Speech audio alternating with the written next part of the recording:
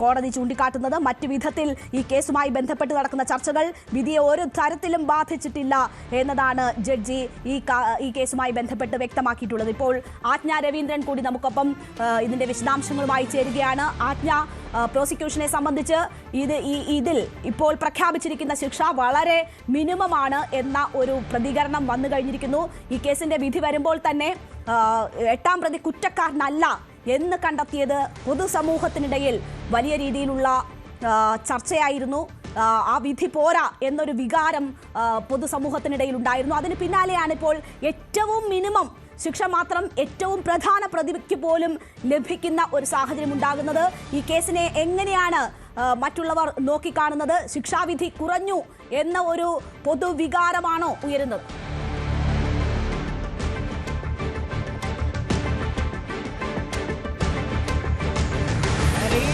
കൃത്യമായിട്ട് പ്രോസിക്യൂട്ടർ തന്നെ പറയുന്നുണ്ട്. ഏറ്റവും മിനിമൽ ആയിട്ടുള്ള, രേണുക സൂചിപ്പിച്ചതുപോലെ തന്നെ ഏറ്റവും കുറഞ്ഞ ശിക്ഷ ആണ് ഇപ്പോൾ പ്രതികൾക്ക് നൽകിയിരിക്കുന്നത്. നമ്മൾ നേരത്തെ തന്നെ അത് പറഞ്ഞിരുന്നു. ഈ കേസുമായി ബന്ധപ്പെട്ടും ഗൂഢാലോചന കുറ്റവുമായി ബന്ധപ്പെട്ടും ബലാത്സംഗ കുറ്റവുമായി ബന്ധപ്പെട്ടും 20 വർഷമാണ് ഏറ്റവും മിനിമം നൽകുന്ന ശിക്ഷാവിധി. അത് തന്നെയാണ് കോടതി പ്രഖ്യാപിച്ചിരിക്കുന്നത്. അത് മാത്രമല്ല, ഇവർ പല കാലഘട്ടങ്ങളിലായി അനുഭവിച്ചിട്ടുള്ള വിചാരണ കാലഘട്ടത്തിൽ അനുഭവിച്ചിട്ടുള്ള ശിക്ഷാവിധി കൂടി പരിഗണിച്ചുകൊണ്ടായിരിക്കും ഇത് നടപ്പിലാക്കുക. അതേസമയം ശിക്ഷാവിധി സമൂഹത്തിന് തെറ്റായ സന്ദേശം നൽകുമെന്നാണ് പബ്ലിക് പ്രോസിക്യൂട്ടർ വ്യക്തമാക്കിയിരിക്കുന്നത്. ഈ വിധിയിൽ നിരാശയാണ് ഉള്ളത്. ശിക്ഷാവിധി പൂർണ്ണമല്ല എന്ന് തന്നെയാണ്. ഈ കോടതി മാറാൻ വേണ്ടിയാണ് ഇത്രകാലം കാത്തിരുന്നത്. കാരണം ഇപ്പോഴും പ്രോസിക്യൂട്ടർ ഈ കോടതിയെ നിശിതമായി വിമർശിക്കുന്ന ഒരു സാഹചര്യത്തിലേക്ക് തന്നെയാണ് പോയിരിക്കുന്നത്. പ്രത്യേകിച്ചും ഹൈക്കോടതിയിലേക്ക് ഇതുമായി ബന്ധപ്പെട്ട് അപ്പീൽ പോകും. അത് സർക്കാർ ഈ കേസുമായി ബന്ധപ്പെട്ട പ്രതികൾക്ക് നൽകിയിരിക്കുന്ന ശിക്ഷ വളരെ കുറഞ്ഞുപോയി, ഒരു മാതൃകാപരമായ ശിക്ഷയല്ല എന്നുള്ള കാര്യം ചൂണ്ടിക്കാട്ടി ഹൈക്കോടതിയെ സമീപിക്കുമെന്ന് തന്നെയാണ്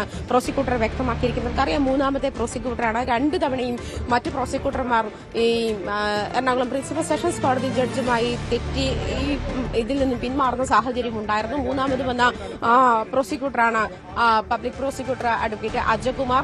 അദ്ദേഹമാണ് ഇപ്പോൾ ഈ വിധി അങ്ങേയറ്റം നിരാശാജനകമാണ് എന്നുള്ള ഒരു സാഹചര്യത്തിലേക്ക് തന്നെ പോയിരിക്കുന്നത്. അതുമാത്രമല്ല, ജയിലിൽ കിടന്ന കാലം പ്രതികൾക്ക് ഒഴിവാക്കുമെന്നും വിധിയിൽ പറയുന്നുണ്ട്. 354B പ്രത്യേക ശിക്ഷയായിട്ട് വിധിക്കുന്നില്ല. അതേസമയം IT ആക്ട് 66 1ാം പ്രതിക്ക് 1 ലക്ഷം രൂപ അതിനും പിഴ നൽകിയിട്ടുണ്ട്. എല്ലാ ശിക്ഷയും ഓരോ കാലഘട്ടത്തിലാണ്. ജയിലിൽ കിടന്ന കാലം ഒഴിവാക്കും. 5 ലക്ഷം രൂപ ഇരയ്ക്ക് നഷ്ടപരിഹാരം നൽകണം. മെമ്മറി കാർഡ് അന്വേഷണ ഉദ്യോഗസ്ഥർ ഇരയുടെ സ്വകാര്യത മാനിച്ച് തിരിച്ചു നൽകണമെന്ന് കോടതി ആവശ്യപ്പെട്ടിട്ടുണ്ട്. സുനിക്ക് 7 ലക്ഷം രൂപയാണ് പിഴ. പ്രതികൾ ഇതുമായി ബന്ധപ്പെട്ട് അപ്പീൽ നൽകുമെന്നാണ് വ്യക്തമാക്കുന്നത്. ഹൈക്കോടതിയിൽ അപ്പീൽ നൽകും.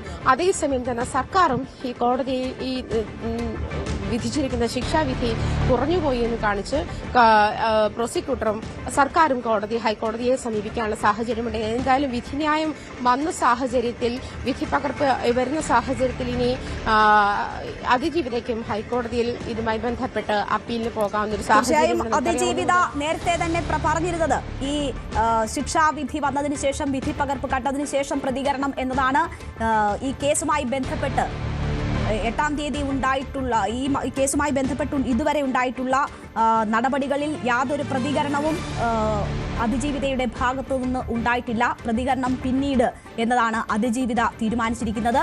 ഇപ്പോൾ ശിക്ഷാവിധി വന്നിരിക്കുന്നു. അതിൽ പൾസർ സുനി എന്ന ഈ കുറ്റകൃത്യത്തിൽ നേരിട്ട് ഇടപെട്ട, ഏറ്റവും ക്രൂരമായി നടിയോട് പെരുമാറിയ പ്രതിക്കുൾപ്പെടെ ഏറ്റവും മിനിമമായിട്ടുള്ള ശിക്ഷയാണ് വിധിച്ചിരിക്കുന്നത് എന്ന ഒരു സാഹചര്യം ഉണ്ടാകുമ്പോൾ അതിജീവിതയുടെ പ്രതികരണം എന്ത് എന്നത് എല്ലാവരും തേടുകയാണ്. ഈ ശിക്ഷാവിധി വന്നതിന് ശേഷം, വിധി പകർപ്പ് ലഭിച്ചതിന് ശേഷം ഉള്ള പ്രതികരണം എന്ന് പറയുമ്പോൾ അതിജീവിതയുടെ പ്രതികരണം ഏത് നിമിഷവും നമ്മൾ പ്രതീക്ഷിക്കുകയാണ്. അങ്ങനെ നേരത്തെ അതിജീവിത തന്നെ വ്യക്തമാക്കിയിരുന്ന ഒരു സാഹചര്യം ഉണ്ട്. ഇതിൽ കോടതി സെൻസേഷനിലാണ് ഈ കേസ് എന്ന് പറയുന്നു. ആ കേസുമായി അങ്ങനെയുള്ള സാഹചര്യങ്ങളൊന്നും കോടതിയുടെ വിധിയെ സ്വാധീനിച്ചിട്ടില്ല എന്ന് പറയുന്ന കോടതി തന്നെ കേസിലെ ഏറ്റവും കുറഞ്ഞ ശിക്ഷയാണ് വിധിക്കുന്നതെന്നും പ്രതികൾ വിചാരണ തടവ് കുറച്ച് അനുഭവിച്ചാൽ മതിയെന്നും പറയുന്ന ഉത്തരവ് പുറത്തിറക്കിയിരിക്കുകയാണ്. അവരുടെ കുറഞ്ഞ പ്രായവും കുടുംബ പശ്ചാത്തലവും ഒക്കെ പരിഗണിച്ചു, പരിശോധിച്ചു എന്ന കാര്യം കൂടി കോടതി പറയുകയാണ്. അപ്പോൾ പ്രതികൾക്ക് അവരുടെ കുറഞ്ഞ പ്രായത്തിന്റെ ആനുകൂല്യം ലഭിച്ചിരിക്കുന്നു എന്ന് വേണം മനസ്സിലാക്കാൻ. പലരും കരഞ്ഞു വിളിച്ചുകൊണ്ട് കോടതിയോട് കുറഞ്ഞ ശിക്ഷ അനുവദിക്കണം, അല്ലെങ്കിൽ കുറഞ്ഞ ശിക്ഷ മാത്രമേ വിധിക്കാവൂ എന്ന് 1.25 മണിക്കൂർ നീണ്ട ഈ വാദപ്രതിവാദങ്ങൾക്കിടയിൽ പറയുന്നത് കേട്ടിരുന്നു. നമ്മൾ നേരത്തെ തന്നെ റിപ്പോർട്ട് ചെയ്തിരുന്നതാണ്. അപ്പോൾ അത് കോടതിയെ സ്വാധീനിച്ചിട്ടുണ്ട്. അവരുടെ കുറഞ്ഞ പ്രായവും കുടുംബ പശ്ചാത്തലവും കോടതി പരിഗണിച്ചിട്ടുണ്ട് എന്നതാണ് കോടതി തന്നെ വ്യക്തമാക്കുന്നത്. അത് സ്വാധീനിച്ചു, ശിക്ഷ അതുകൂടി കണക്കിലെടുത്താണ് വിധിച്ചിരിക്കുന്നതെന്ന് ജഡ്ജി തന്നെ വ്യക്തമാക്കുന്ന ഒരു സാഹചര്യമുണ്ട്. എന്തായാലും ഈ പിഴത്തുക അതിൽ 5 ലക്ഷം ഇപ്പോൾ അതിജീവിതയ്ക്ക് കൈമാറണം എന്നുകൂടി പറയുന്നു. മറ്റൊന്ന് മെമ്മറി കാർഡുമായി ബന്ധപ്പെട്ടതാണ്. അത് അതിജീവിതയുടെ സ്വകാര്യതയുമായി ബന്ധപ്പെട്ട് വളരെ പ്രധാനപ്പെട്ടതാണ്. അത് ലംഘിക്കപ്പെട്ടു എന്ന ആക്ഷേപം ഇതിനോടകം തന്നെ അതിജീവിതയെ സംബന്ധിച്ചുണ്ട്. അതിജീവിത അതിൽ നിയമ പോരാട്ടം പോലും നടത്തിയതാണ്. 3 തവണയാണ് മെമ്മറി കാർഡിന്റെ ഹാഷ് വാല്യൂ മാറിയ സാഹചര്യം ഉണ്ടായിരിക്കുന്നത്. അതിന്റെ സ്വകാര്യതയെ ബാധിക്കുമെന്ന ആശങ്ക അതിജീവിതയ്ക്കുണ്ടായിരുന്നു. അതിജീവിത സുപ്രീം കോടതി വരെ പോകുന്നു. പിന്നീട് രാഷ്ട്രപതിക്ക് ഹർജി നൽകുന്ന സാഹചര്യമൊക്കെ നമ്മൾ കണ്ടതാണ്.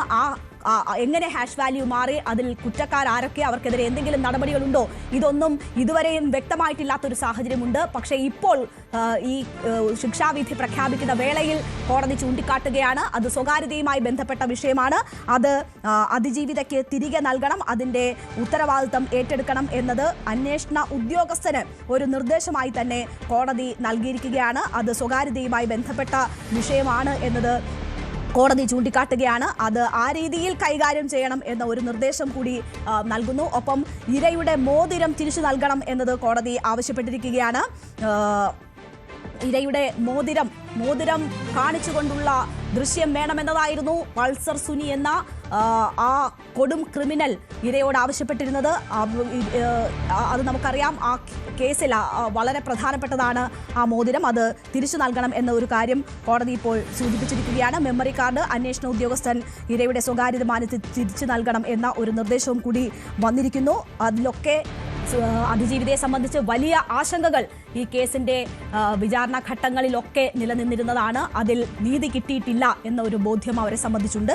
ഇപ്പോഴാണ് കോടതി ആ കാര്യത്തിൽ ഇരയുടെ സ്വകാര്യത മാനിക്കണം എന്ന ഒരു നിർദ്ദേശം അന്വേഷണ ഉദ്യോഗസ്ഥന് നൽകുകയും ആ മെമ്മറി കാർഡ് തിരികെ നൽകാൻ ആവശ്യപ്പെട്ടിരിക്കുകയും ചെയ്തിരിക്കുന്നത്. എന്തായാലും കേരളം ഉറ്റുനോക്കിയ കേസിന്റെ വിധി പ്രഖ്യാപനമാണ് ഇന്ന് ഉണ്ടായിരിക്കുന്നത്. 3:30 കോടതി ഈ ശിക്ഷാ വിധി പ്രഖ്യാപിക്കും എന്നാണ് കരുതിയെങ്കിലും പിന്നീട് ഇതിന്റെ നടപടിക്രമങ്ങൾ വൈകി. ഏതാണ്ട് 4:45 കൂടിയാണ് ഇപ്പോൾ വിധി പ്രഖ്യാപനം ഈ കേസുമായി ബന്ധപ്പെട്ട് ഉണ്ടായിരിക്കുന്നത്. പക്ഷേ അത് പ്രോസിക്യൂഷനെ സംബന്ധിച്ച് നിരാശാജനകമാണ്. അവർ വളരെ മിനിമമായിട്ടുള്ള, ഇത് പ്രോസിക്യൂഷന്റെ അവകാശമാണ്. ഈ കുറ്റം തെളിഞ്ഞു കഴിഞ്ഞ ഒരു സാഹചര്യത്തിൽ കിട്ടേണ്ടുന്ന മിനിമമായിട്ടുള്ള ശിക്ഷ മാത്രമാണ്. കുറ്റം തെളിഞ്ഞു കഴിഞ്ഞാൽ അത്രയും ശിക്ഷ നൽകിയേ പറ്റൂ എന്ന ഒരു സാഹചര്യമാണ്. അതിനപ്പുറം ഒന്നും ഉണ്ടായിട്ടില്ല. ഇത് പ്രോസിക്യൂഷന്റെ അവകാശമാണ്. അത് മാത്രമാണ് ഈ കേസുമായി ബന്ധപ്പെട്ട് ഇപ്പോൾ ഉണ്ടായിരിക്കുന്നത്. അതിനപ്പുറം ഈ കുറ്റകൃത്യത്തിന്റെ പ്രാധാന്യം മനസ്സിലാക്കി ഉള്ള ശിക്ഷാവിധി ഉണ്ടായിട്ടില്ല എന്നതാണ് പ്രോസിക്യൂഷൻ ചൂണ്ടിക്കാട്ടുന്നത്. മാക്സിമം, ഏറ്റവും പരമാവധി നൽകാൻ കഴിയുന്ന ശിക്ഷ ഈ കേസിൽ നൽകണം എന്നതാണ് പ്രോസിക്യൂഷൻ ആവശ്യപ്പെട്ടത്. ഇത് ആ രീതിയിൽ ചർച്ച ചെയ്യപ്പെട്ട കേസാണ്. അപ്പോൾ ഇത്തരം സംഭവങ്ങൾ ആവർത്തിക്കപ്പെടാൻ ഇനി അനുവദിക്കരുത്. അങ്ങനെ ഒരു സന്ദേശം നൽകുന്നതായിരിക്കണം ഈ കേസിൽ പുറത്തു വരുന്ന ശിക്ഷാവിധി എന്നതാണ് പ്രോസിക്യൂഷൻ ചൂണ്ടിക്കാട്ടിയിരുന്നത്. ആ ഘട്ടത്തിൽ ഇത് സമൂഹത്തിന് വേണ്ടിയാണോ താൻ ശിക്ഷ വിധിക്കേണ്ടത് എന്ന് ജഡ്ജ് ചോദിക്കുന്ന ഒരു സാഹചര്യം ഉണ്ടായിരുന്നു. അത് പല ഘട്ടത്തിലും ഇന്ന് ഉൾപ്പെടെ പരിഹാസത്തിൻ്റെതായിട്ടുള്ള സമീപനം പോലും ജഡ്ജിയുടെ ഭാഗത്തു നിന്നും ഉണ്ടായിരുന്നു. അത്തരം ഏറ്റുമുട്ടലുകൾ വേണ്ടി വന്ന സാഹചര്യവുമൊക്കെ ഈ കേസിന്റെ പശ്ചാത്തലം പരിശോധിക്കുമ്പോൾ ഉണ്ട്. അത്തരം ഒരു ചോദ്യം കോടതിയുടെ ഭാഗത്തു നിന്നും ഇന്നും ഉണ്ടായി. സമൂഹത്തിന് സന്ദേശം നൽകുന്നതായിരിക്കണം ശിക്ഷാവിധി എന്ന് പറയുമ്പോൾ സമൂഹത്തിന് വേണ്ടിയാണോ താൻ ശിക്ഷ വിധിക്കേണ്ടത് എന്ന ഒരു മറു ചോദ്യമാണ് ജഡ്ജിയുടെ ഭാഗത്തു നിന്നും ഉണ്ടായിട്ടുള്ളത്. എന്തായാലും സെൻസേഷനിലാണ് ഈ കേസ് എന്ന് പറഞ്ഞ കോടതി അത്തരം സാഹചര്യങ്ങളൊന്നും തന്നെ ബാധിച്ചിട്ടില്ല. ആ സാഹചര്യങ്ങളൊന്നും പരിഗണിച്ചല്ല ശിക്ഷ വിധിക്കുന്നത് എന്നത് വ്യക്തമാക്കിക്കൊണ്ട് ഇന്ന് ശിക്ഷ വിധിക്കുകയായിരുന്നു.